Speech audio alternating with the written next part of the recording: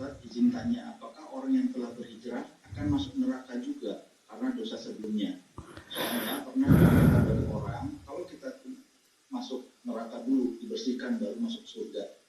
Demikian pertanyaannya Ustaz. Allah Maha Adil. Jadi kalau seorang pernah melakukan keburukan, kemudian dia bertobat kepada Allah Subhanahu wa taala, maka kata Nabi sallallahu alaihi wasallam, at-taibu minadz-dzam kama la dzamba lahu. Seorang yang bertobat dari dosa seperti orang tidak punya dosa lagi.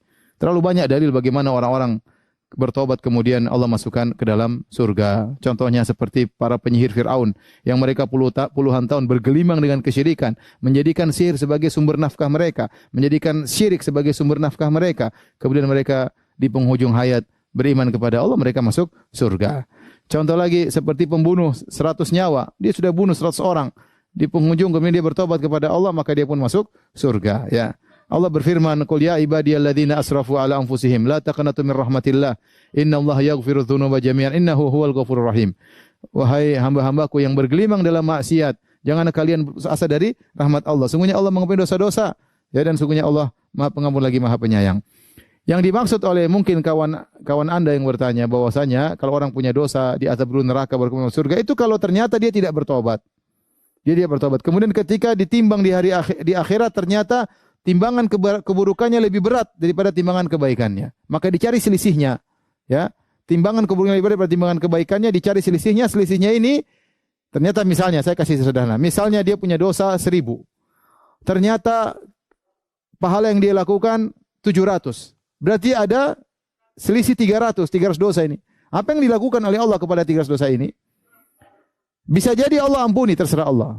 Wa yaghfiru liman yasha wa yaghfiru liman yasha. Innallaha la yaghfiru asyraka bihi wa yaghfiru liman yasha. Ya, kata Allah Subhanahu wa taala, Allah tidak mengampuni dosa-dosa syirik dan Allah wa yaghfiru ma duna dzalika liman yasha, dan Allah mengampuni selain dosa kesyirikan bagi yang Allah kehendaki. Jadi saya ulangi, misalnya 300 sisa dosanya jadi 300, maka bisa jadi Allah ampuni kalau berkehendak.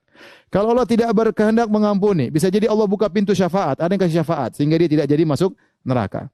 Kalau semua sudah tertutup, pintu tidak ada lagi sarana, maka dia diazab.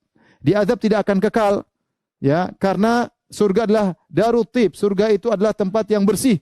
Tidak ada yang bisa masuk kecuali orang yang bersih. Maka 300 dosa ini harus dia disiksa entah berapa ribu tahun, entah berapa tahun, berapa puluh tahun, terserah Allah Subhanahu wa taala.